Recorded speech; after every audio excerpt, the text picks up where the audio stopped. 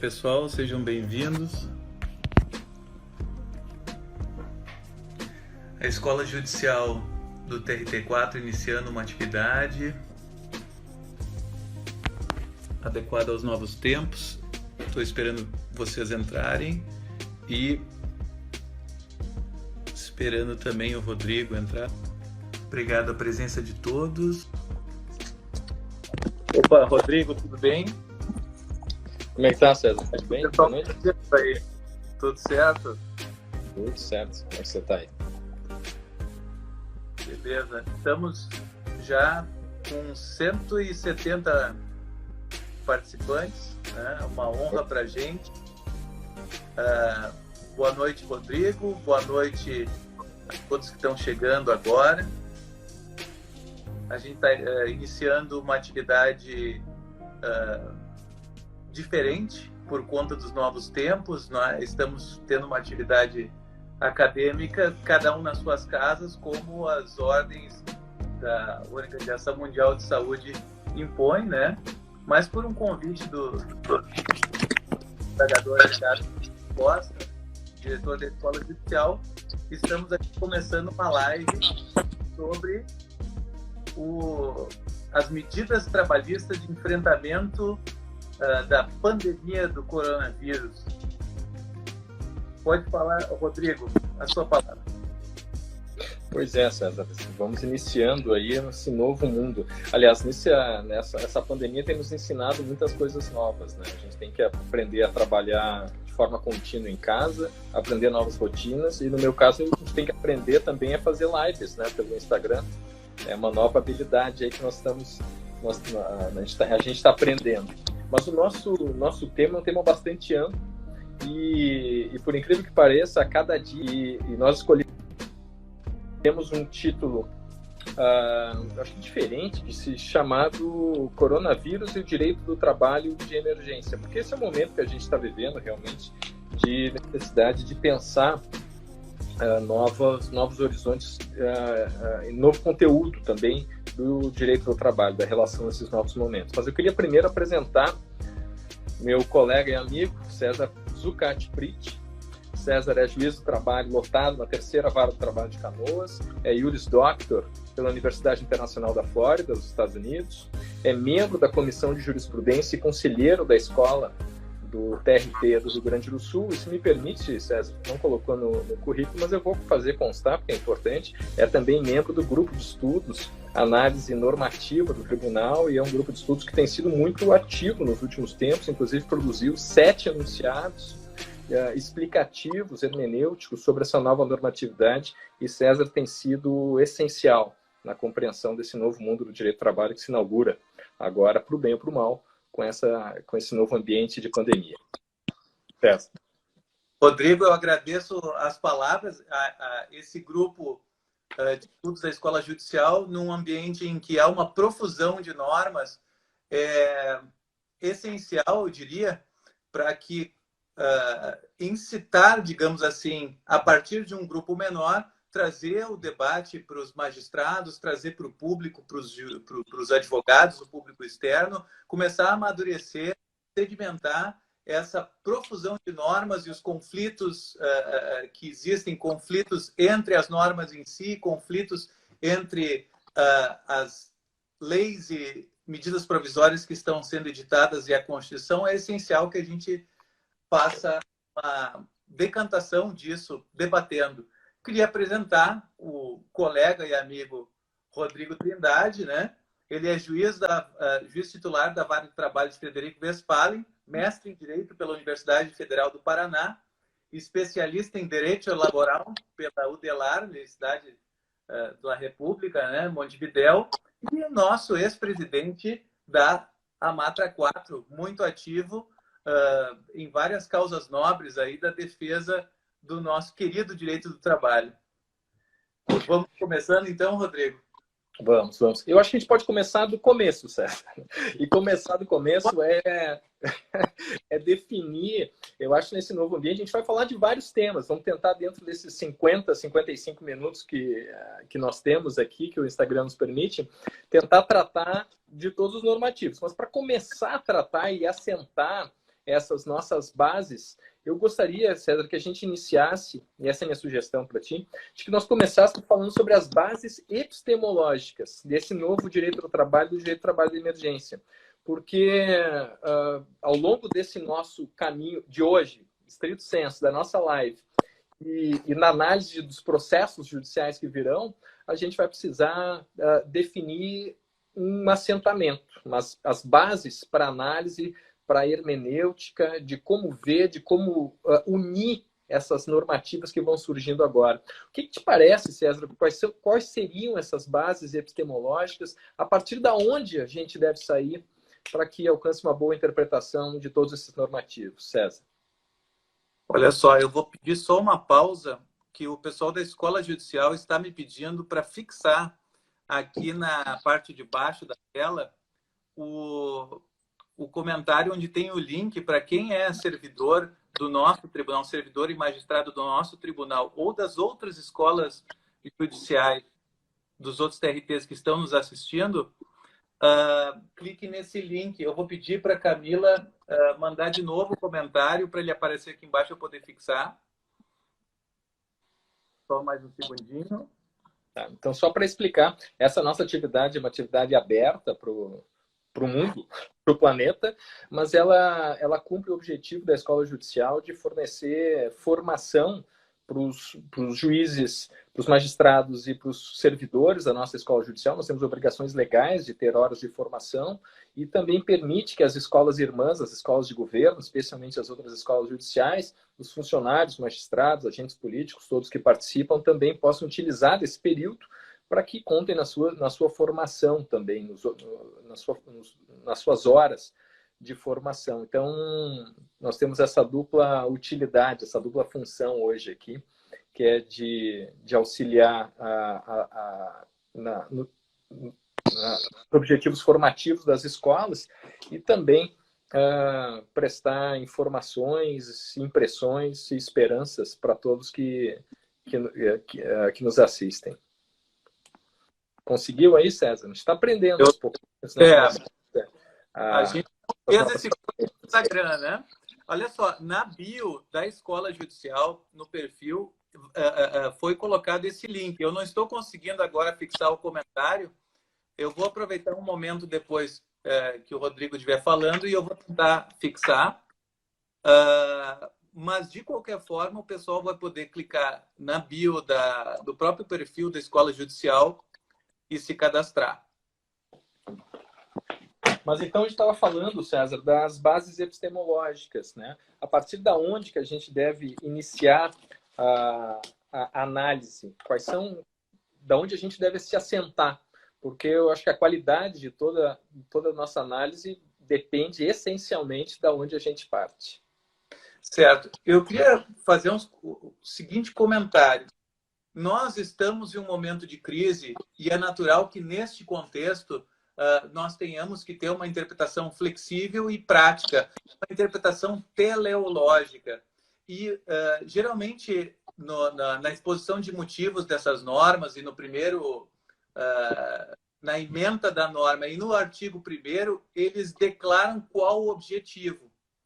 E em todas essas MPs que estão surgindo, geralmente o objetivo ilustra o equilíbrio entre a manutenção da atividade econômica e a manutenção de emprego e renda. Então, qualquer interpretação desconectada com as outras normas, desconectadas com este objetivo, que geralmente está como introito da própria norma, vai nos trazer resultados incompatíveis com o próprio objetivo da norma.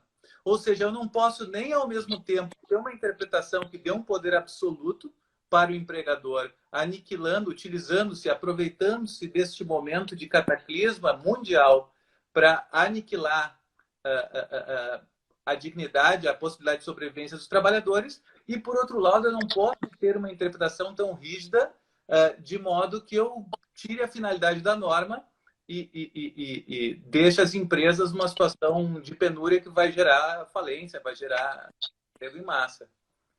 Passo a palavra para o Rodrigo. Sim, eu acho que é por aí mesmo, César. acho que tu conseguiu aprender bem, e eu concordo com isso tudo, da necessidade de compreender o objetivo maior de todas as medidas provisórias que vêm surgindo, e essa, eu acho que me parece, essa é o grande link, a ligação entre elas, do objetivo de preservação de postos de trabalho, postos de preservação de renda. Eu creio aqui também que é importante a gente pontuar uma característica hermenêutica que não é exatamente jurídica, mas é uma necessidade fática. É a circunstância de que essa situação vai criar prejuízo para todos. Então, ninguém vai sair incólume, ninguém vai sair da forma como apareceu.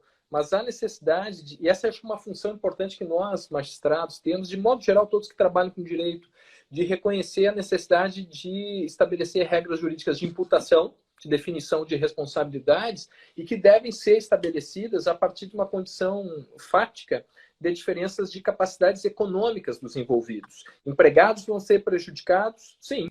Empregadores vão ser prejudicados? Vão ser também.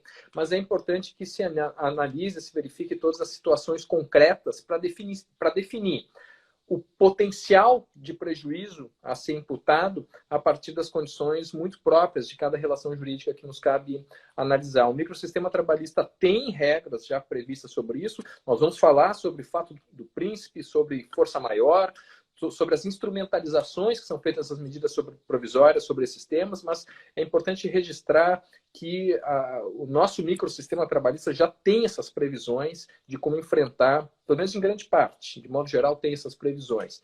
Reconhecer que há diferentes capacidades econômicas dos envolvidos para fazer frente a esse novo ambiente. Empregados e empregadores não exatamente estão no mesmo barco, porque têm capacidades econômicas diferentes para enfrentar os efeitos econômicos dessa pandemia, e creio que os grandes balizadores aqui, o grande balizador é a Constituição Federal. Né? Eu acho que a gente vai ter chance de fazer a defesa desse velho livro que nos momentos de crise precisa ser lembrado como nosso grande balizador, definidor das nossas ações, César.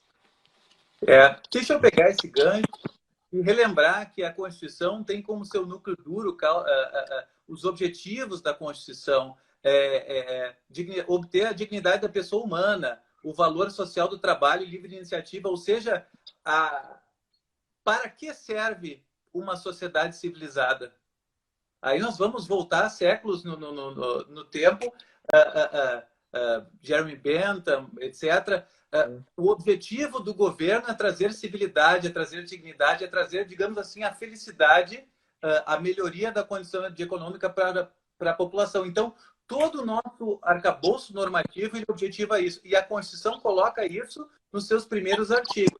E depois, no artigo 5º e no artigo 7º, ele coloca os direitos individuais do cidadão e os direitos individuais do cidadão enquanto trabalhador. E estas balizas estão sendo testadas agora nesse momento de crise. Nós vamos, no final, falar sobre a decisão liminar da ADI 63, se eu não me engano, né, do ministro Lewandowski, mas já fique em mente que tudo que nós discutimos aqui tem que ser interpretado de forma a não abrir mão de certas barreiras que são colocadas na Constituição, porque se essas barreiras forem embora, o que impede de irem tirando outros e outros e outros direitos, sabe-se lá sob qualquer escusa, né? Mas aqui, nós estamos numa situação de calamidade e eu vou pegar essa deixa para entrar no nosso próximo tópico, porque nós temos um complexo de normas que estão tendo que ser interpretadas em conjunto. Nós temos a Lei 13.979, que ela fala mais a questão da saúde, com determinações de isolamento e quarentena das pessoas que estão doentes ou com suspeita de doença.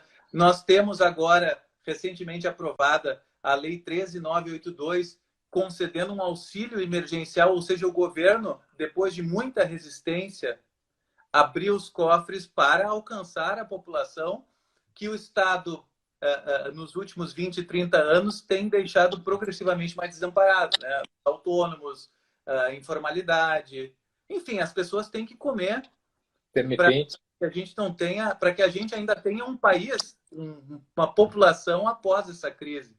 Temos aí vamos falar aqui na nossa live da MP 927, que trouxe várias alternativas interessantes de antecipação de férias, banco de horas, ou seja, medidas para quem ainda está mais ou menos capitalizado, conseguir dispensar o trabalho dos seus empregados e se compensar mais adiante. Antecipação de férias, diferimento de 13º, enfim.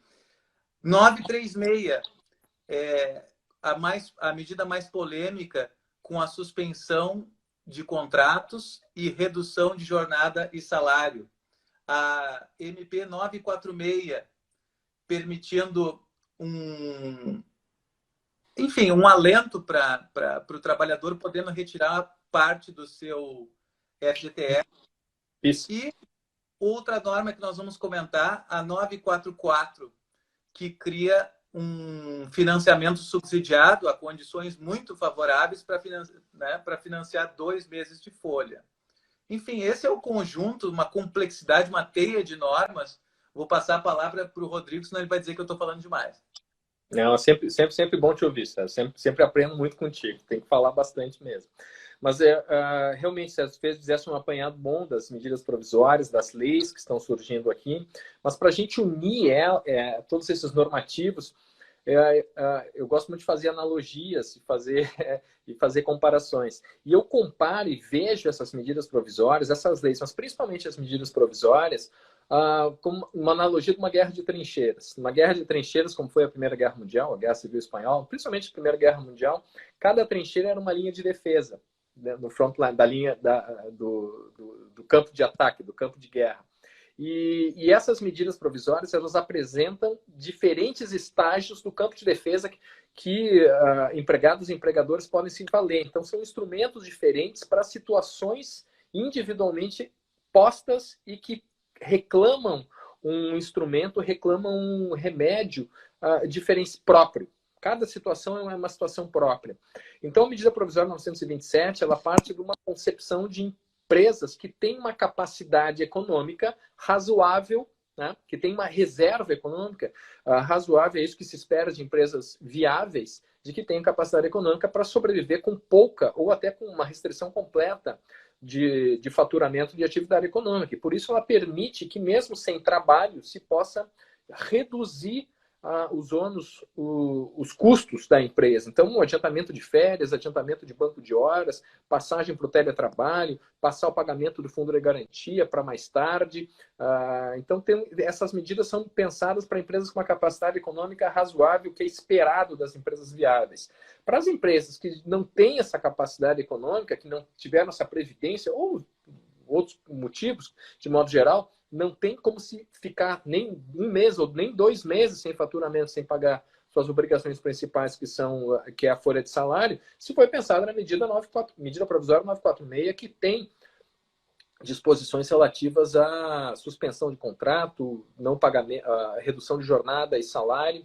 E ainda temos, de modo intermediário, as medidas provisórias, principalmente a 944, que permite às empresas de porte médio financiarem a totalidade dos salários. Então, creio que essas são um bom modo de analisar, iniciar essa análise das medidas provisórias, saber que elas se aplicam, são utilizáveis para situações muito próprias e a necessidade de uma análise sensível, né?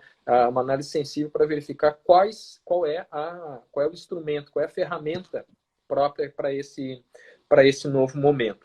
Mas, César, eu tenho me preocupado muito com a situação, alguns argumentos que a gente escuta de dificuldade de compatibilização entre resguardo de saúde e preservação da economia. Porque, às vezes, a gente escuta, não normalmente de operadores do direito, normalmente pessoas que estão um pouco fora das profissões jurídicas, de afirmação de que há necessidade de retomada completa da economia, porque não vai adiantar nada encerrar a pandemia se não houver postos de trabalho, se as empresas estiverem fechadas. Então, uma preocupação que eu acho que a gente tem que ter é de como compatibilizar esse direito fundamental à saúde, à vida, à segurança, com a responsabilidade também do poder público de preservação das empresas e dos postos de trabalho. Isso te preocupa também? Preocupa bastante, e até essa é uma pergunta macro, meta jurídica, né, a gente vê várias opiniões tanto de cientistas da área médica quanto de economistas, e isso vai impactar no direito, porque o direito vai regular, vai materializar a forma como aquelas determinações que os cientistas, sejam cientistas econômicos, sejam cientistas da área médica, estão nos dando. E o que mais se vê, e nós, veja bem, nós não somos especialistas nessa área, mas a posição majoritaríssima é: se não houverem medidas muito, muito drásticas, você pega primeiro a questão da China, que eles colocaram o exército na rua e cercaram, fizeram praticamente estado de sítio nas cidades que eram o principal do foco. E vamos pegar no outro extremo, Itália, que não levou a sério a questão, e os Estados Unidos, que também não levaram a sério a questão. O presidente tinha uma atitude muito forte contra o isolamento. Eles estão tendo os piores desempenhos. Agora, nos Estados Unidos, já é, se eu não me engano, o país com mais mortes, ou não é ainda, está chegando lá. Quer dizer, um já país... é o grande centro hoje. Um país com uma estrutura hospitalar gigantesca, um país desenvolvido, o país mais rico do mundo. Imagine nós, um país de terceiro mundo, um país pobre. Se realmente nós não adotássemos nenhuma medida drástica, será que nós teríamos um país? Será que nós teríamos uma economia depois disso? Né? Então, questões muito graves, né? E o direito tem que conseguir regular isso dentro daquela orientação que a ciência nos propicia.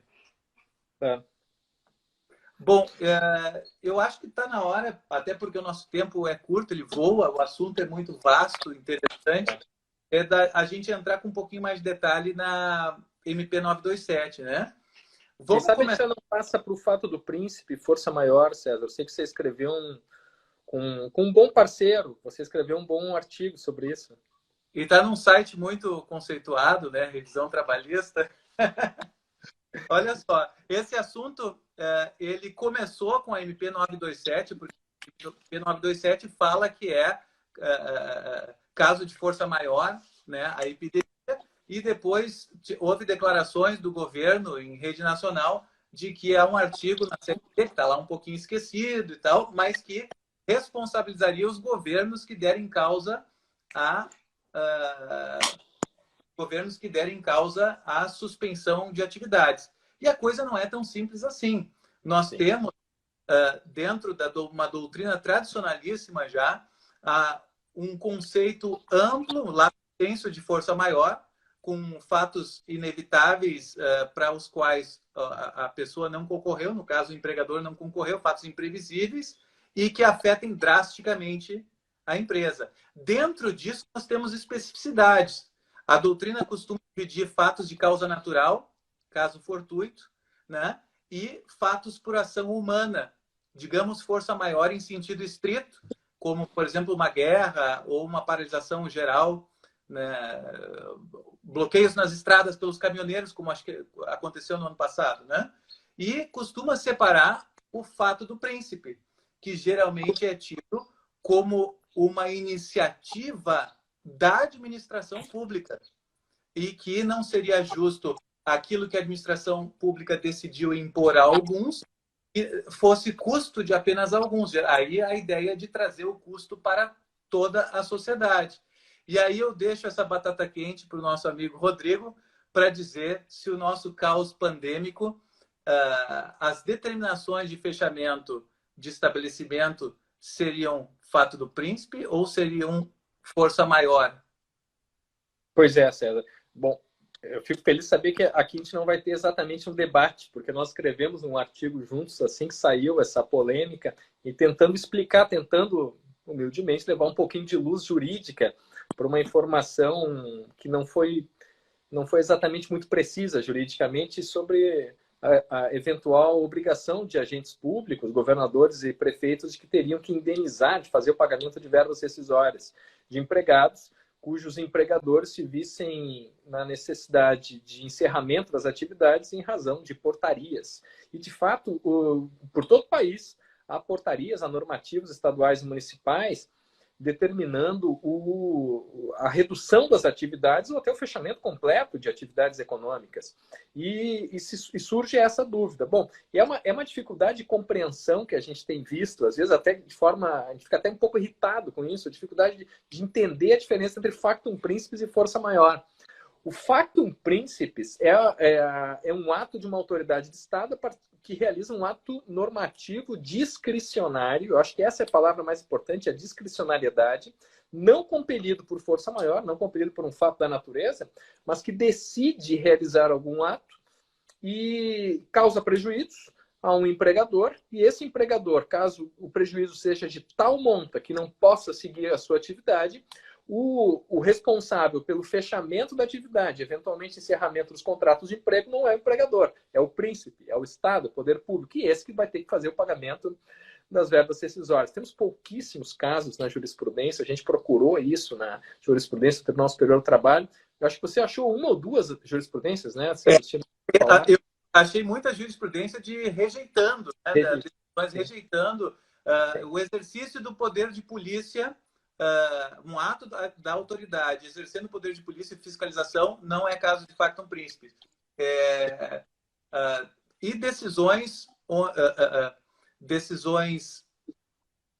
por exemplo, houve a questão dos bingos, que houve uma lei, estavam sob uma liminar judicial para o funcionamento, ou seja, se há uma decisão judicial, então não é responsabilidade da administração pública. Houve o caso de medida provisória e ela perdeu seus efeitos, também não é responsabilidade da administração pública. Ou seja, seria um ato tipicamente administrativo e me parece que os pouquíssimos casos que se tem reconhecido seriam a desapropriação, porque daí escolheria uma determinada para desapropriar e causaria o fechamento daquele comércio, daquela... Claro, mas só uma desapropriação que implicasse o fechamento da atividade e não pudesse ser transferida a atividade para um outro lugar. Imagine, por exemplo, o seguinte, Estatuto do Desarmamento. Se define que as indústrias de armas não podem mais atuar no Brasil. A indústria não tem como se mudar para outro local do país. Então, o território nacional não pode atuar. As indústrias armamentistas de armas, elas vão ter que despedir os seus funcionários. E aí existe a situação hipotética do fato do príncipe. Mas o fato do príncipe demanda uma circunstância de benefício individualizado do Estado a partir de um ato discricionário. E não é isso, pelo menos eu vejo dessa forma, não vejo isso como fato do príncipe determinações do poder público, do Estado, dos municípios, para fechamento ou restrições de atividades. Porque o Estado e o município, o poder público, a fazer isso, a estabelecer esses normativos, não age de forma discricionária, não age com objetivo de benefício pessoal, pessoalizado, mas cumprindo as suas obrigações, cumprindo os seus grandes objetivos de preservação de saúde, preservação da vida da sua cidadania. Se o Estado, se o poder público não atuar buscando a preservação dos seus cidadãos, vejo com dificuldade alguma utilidade do Estado. Bom, voltamos. Agora eu estou ouvindo. Que pena que deu uma quebrada, né? Mas o vídeo anterior eu salvei nos stories do Instagram da escola, né? Eu acho que está lá disponibilizado. Bom, vamos seguindo. A gente estava finalizando o factum principis, né? Eu só queria fazer um comentário em cima do que você colocou, Rodrigo, que essa questão da diferenciação do factum principis e força maior, que neste caso o administrador ele não agiu, ele, abre aspas, foi agido, ele foi compelido por uma força maior externa. Então, ou seja, não tem como a gente dizer que ele agiu de forma discricionária. Não haveria outra opção. Exatamente.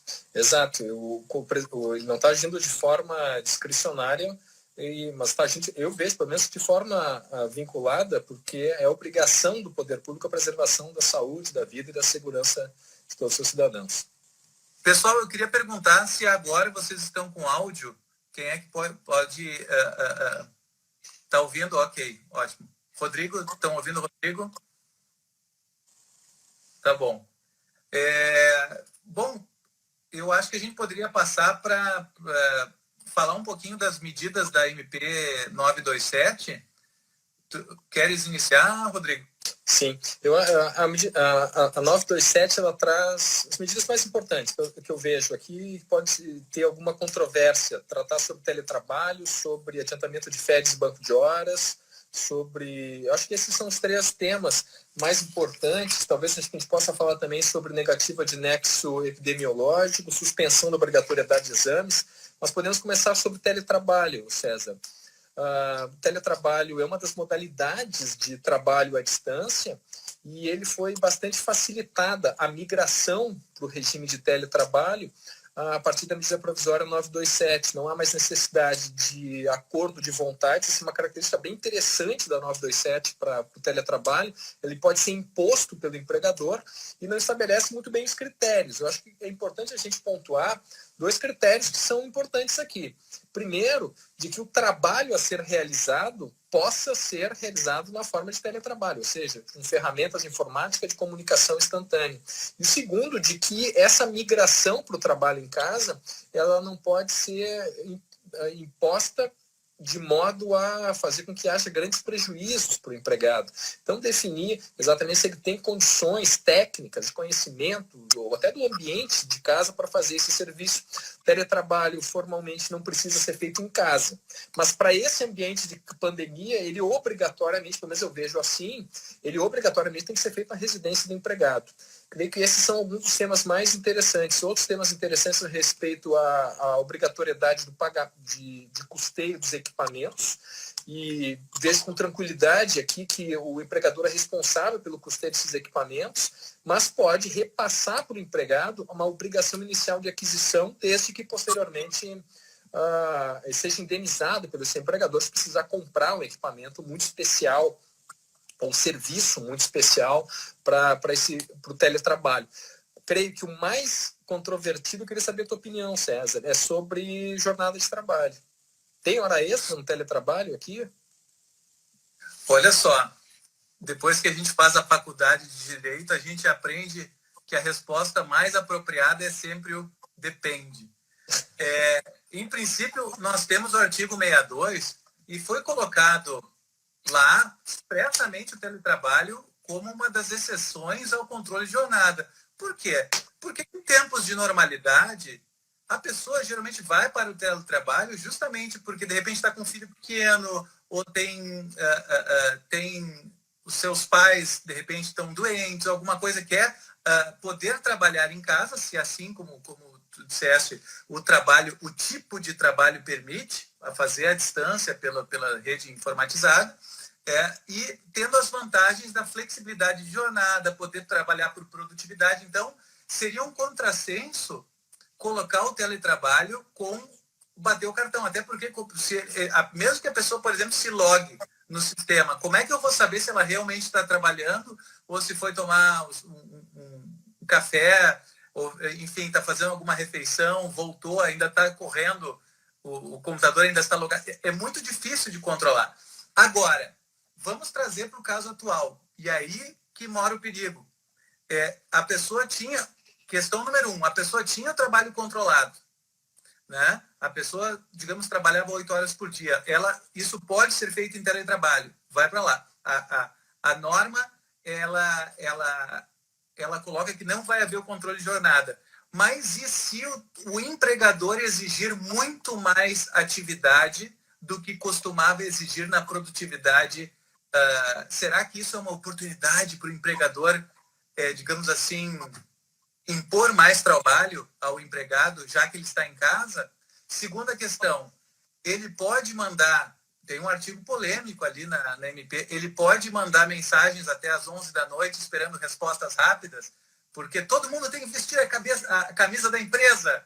Não, estou trabalhando aqui às 10 horas da noite, eu quero que meus funcionários também façam. Quer dizer, então, eu acho que, na minha modesta opinião, vai se presumir que não há controle de jornada, mas nós teremos situações de abuso, situações onde se verifique que estão impondo um trabalho bem superior ou em horas esdrúxulas, né? Não sei, concorda comigo? Claro, vejo exatamente, César. Não existe um salvo-conduto para o não cumprimento da jornada constitucional. pela circunstância do passagem ao teletrabalho. Mais ou menos o raciocínio que a gente faz para o trabalho externo. O trabalho externo não tem registro de jornada, mas se for exigido um volume de trabalho que só possa ser realizado fora dos limites constitucionais, tem direito ao recebimento em horas extras. César. Bom, eu acho que podemos falar um pouquinho de férias e banco de horas. Na realidade, entram naquela situação que eu preciso colocar o empregado aí, porque no teletrabalho ele está trabalhando só que à distância. Agora, aí para as pessoas que eu não tenho como delegar esse trabalho, não diria delegar, eu diria afastar este trabalho da sede da empresa. As pessoas que atendem o público presencialmente ou as pessoas que fazem trabalhos manuais. Existe uma gama enorme de trabalhadores que eu não tenho como utilizar o teletrabalho. Então, para estes, dentro daquela situação que tu colocaste, da empresa que está capitalizada, que consegue aguentar pagar esta folha salarial e compensar futuramente, não vai precisar fazer o desembolso das férias futuramente, porque já deferiu as férias agora. Então, é uma solução, são vários, digamos assim, a pessoa vai ajustar a solução para a sua realidade, a empresa. Neste caso do banco de horas e das férias, então, a pessoa não vai trabalhar, mas vai ser considerado isso como aduzindo débitos no banco de horas, que depois a pessoa vai ter um limite de 2 horas extras diárias para fazer a recuperação disso, certo? Num prazo de até 18 meses. Antes, por acordo individual, lá na CLT, isso já existia. Existe uma certa controvérsia se é constitucional ou não, porque tem um dispositivo, inciso 13 da Constituição, que fala que deve haver negociação coletiva para o ajuste de banco de horas, assim como redução de jornada. Mas, enfim, já está na CLT, não é uma grande novidade, apenas se esticou esse prazo, porque vai ser muita hora extra que fica no débito, isso vai ser compensado adiante. E as férias? O mais polêmico é o seguinte, não é apenas as férias vencidas que podem ser antecipadas. Eu tenho períodos em andamento, período aquisitivo em andamento, eu desde já defiro as férias e aquele período aquisitivo continua. E essas duas situações por imposição unilateral do empregador. E eu tenho uma terceira situação onde tem que haver acordo individual, que é a antecipação de férias futuras, onde o período aquisitivo nem se iniciou. Como a fruição dessas férias ela se dá de uma forma bem desfavorável, a pessoa não vai poder viajar, não vai poder ir para a praia, não vai poder ir para um lugar pitoresco, ela está reclusa em casa. Então, há uma certa controvérsia se não seria um exagero antecipar tantos períodos de férias, a pessoa vai ficar 2, 3 anos praticamente sem fruir férias, dependendo de quanto tempo ficar em casa. E o que você pensa disso, Rodrigo? César, a primeira percepção que eu tenho aqui, quando eu li a medida provisória, é de que quem escreveu, por favor, isso não é nenhuma crítica, não estou criticando o executivo, mas é que não percebeu um dispositivo na CLT que é pouco estudado, que é o artigo 133, inciso 3º. Ele diz o seguinte, que nas circunstâncias em que a empresa fica paralisada, a paralisação da atividade por mais de 30 dias, o empregado já perde as férias. Então, não haveria necessidade de adiantar férias se a empresa não está funcionando. Se a empresa não está funcionando em razão da pandemia. Então, já havia um dispositivo que não vejo aqui ele ter sido observado. Mas você traz muito bem, César, uma circunstância que é quase pitoresca, é difícil entender aqui dessa medida provisória, que é e aqui nos comentários eu vi banco de horas negativo. Sim, tem banco de horas negativo, porque originalmente banco de horas era a pessoa prorroga a jornada e compensa mais adiante. O que a situação da pandemia é o contrário. O funcionário está compensando, semanticamente esquisito, mas politicamente é isso. O funcionário está compensando como folga e depois vai realizar a jornada prorrogada, que não vai ser... Está recebendo antecipadamente a folga compensatória. Perfeito. E esse é o mesmo raciocínio para as férias.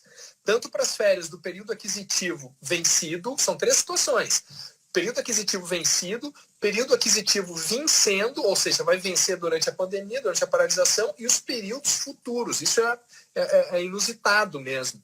E aí você pergunta, vai poder usufruir de férias em casa? Isso não...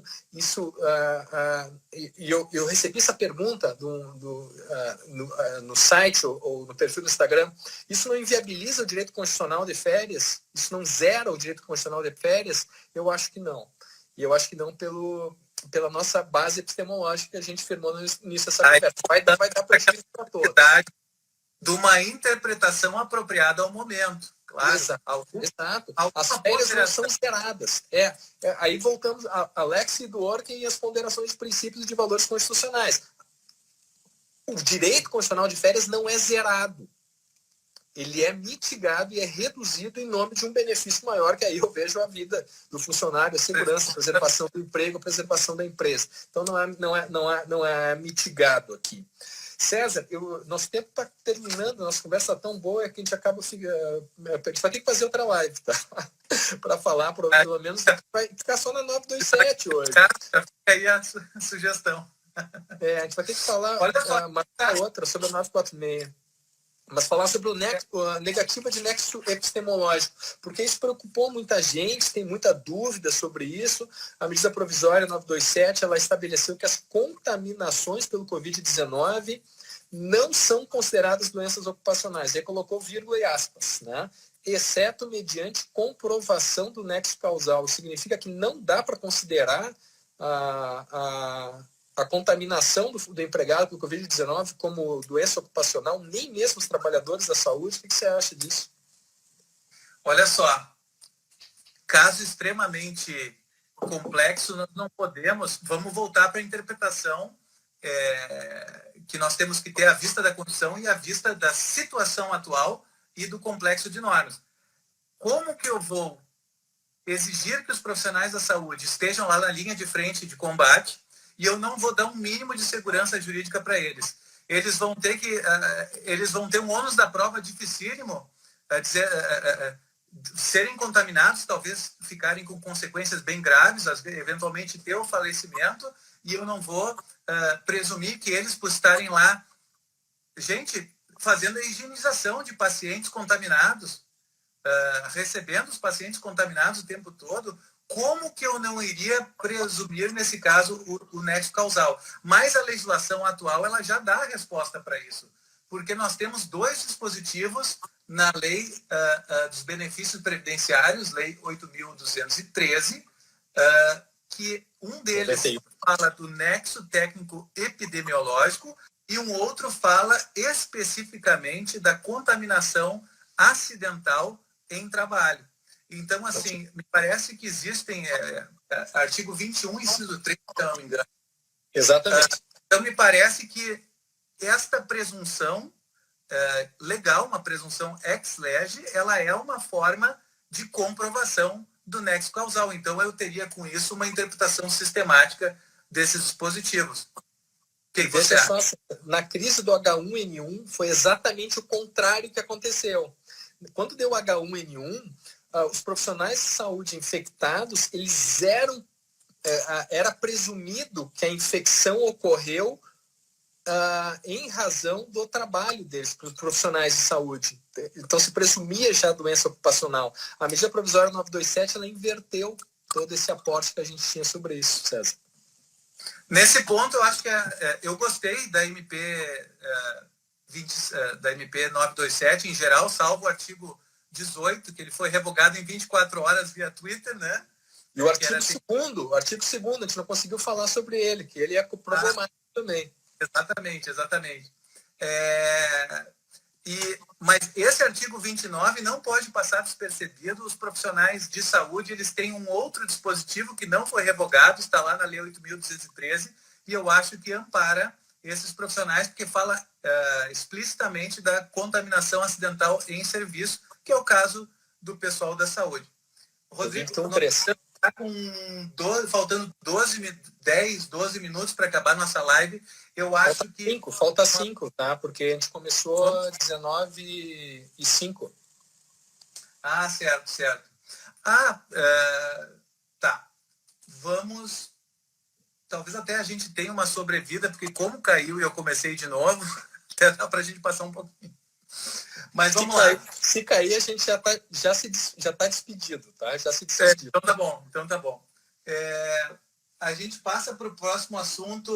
Vamos direto para a MP 936, Rodrigo? Eu acho que a gente podia falar só um itemzinho rapidinho que faltou da 927, César, só falar sobre a suspensão da obrigatoriedade de exames e treinamentos que está previsto, e é algo que eu pessoalmente não consegui entender qual é a lógica disso. Porque, veja só, a medida provisória, ela desonerou obrigações de saúde e medicina do trabalho. No momento mundial de maior necessidade de preservação da saúde e segurança no trabalho, de risco da maior epidemia da nossa geração, uma das maiores da história da humanidade. Então, eu tenho muita dificuldade de entender qual é a lógica de fazer com que exames demissionais, ou exames de admissão, né, demissionais ou de admissão, que poderiam verificar se o trabalhador está doente, ainda que assintomático, e assim buscar o tratamento dele, ou fazer com que ele não passe a doença para os seus outros colegas, para os seus colegas, é uma oportunidade que faltou. Então, é algo que eu realmente não consegui entender qual é a lógica da medida provisória 927 nesse tema. Realmente não entendi. Eu acho que eles misturaram alhos com bugalhos. Eu acho que eles pensaram em facilitar a vida daquelas empresas que estão com a atividade suspensa para que eles não fossem multados, autuados por não estarem fazendo os exames admissionais, os exames periódicos. Me parece que os demissionais eles são obrigados a fazer, mas tem um prazinho, fica postergado, né? Agora, parece um contrassenso, porque para aqueles que estão na linha de frente, para aqueles que estão na ativa, que não pararam, que é uma parte significativa das empresas, isso fica realmente contraditório. E uma outra contradição é a seguinte: para que eu vou aliviar essa obrigação de exames para evitar multas, se eu, de outro lado, eu já aliviei as multas? A fiscalização, esse é um outro artigo polêmico, ela vai ser meramente orientativa. O critério da dupla visita, eles não vão aplicar multas, salvo em coisas muito graves, como a falta de registro em carteira de trabalho, empregador frio, sem a anotação na carteira, situações de grave e iminente risco, e ocorrência de acidente de trabalho fatal, que é gravíssimo, claro, e trabalho em condições análogas de escravidão também. Mas vê a situação. Vê que esse é outro dispositivo que eu também não consegui entender a lógica. Se criou uma quarentena da fiscalização trabalhista, no momento em que o poder de polícia é cada vez mais necessário, porque são nos momentos de crise que o pior da humanidade aparece, né? Que a gente vê, um exemplo mais óbvio é o abuso econômico que a gente teve nos primeiros dias da pandemia, de aumentou 200% o valor do álcool gel. E o poder de polícia atuou na fiscalização para dizer, olha, isso não pode, né? A gente tem que retomar os trilhos da civilização. A fiscalização do trabalho também são trilhos de fiscalização que devem estar presentes. E esse campo da fiscalização do poder de polícia, ele foi retirado, independentemente do porte da empresa. Esse eu lamento que tenha acontecido dessa forma, porque não vejo benefício para ninguém, né? Não vejo mesmo. Parece que a intenção é facilitar de um lado, porém está colocando algemas na fiscalização, que deveria justamente verificar se há segurança, né? Então, me parece um certo contrassenso. Olha só, Rodrigo, a Escola Judicial está nos pedindo aqui para já marcar a nossa próxima live. Então, eu não sei porque, até porque a gente já poderia, nós estamos terminando o nosso tempo e de repente a gente deixa a MP 936 e a MP 944 para uma próxima oportunidade. Deixa eu te bem, eu acho uma boa. Até para que a gente não corra na 936, acho que é importante para a gente falar sobre a liminar do ministro Lewandowski. É um assunto muito Eu acho complicado, acho que merece um debate, eu acho que vai 1 hora nessas 2 medidas provisórias com facilidade. Tá. Rodrigo, pode ser na segunda-feira, tá? Para o pessoal, eu não sei se de repente segunda ou terça-feira, o mesmo horário, para ti ficava bom? Segunda-feira tá bem, porque eu não saio de casa mais, tá, César? Só sai do quarto para a sala, da sala para o quarto. Eventualmente, hoje eu vou sair ali no quintal. Tá? Isso. Então, vamos deixar aqui, para quem está nos assistindo, uma continuação do assunto. Né? A Escola Judicial já nos autorizou aqui fazer uma oportunidade para dividir o tema, que é muito vasto e de utilidade pública.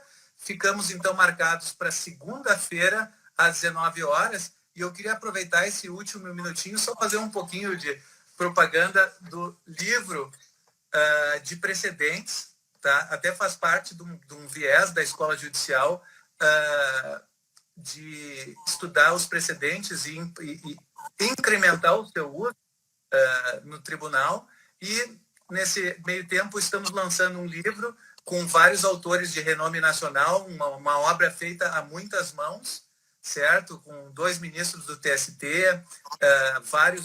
com autores internacionais, enfim, um livro bem completo para ser o livro de cabeceira, pessoal que atua na área recursal, na área de recurso de revista, uniformização de jurisprudência, né?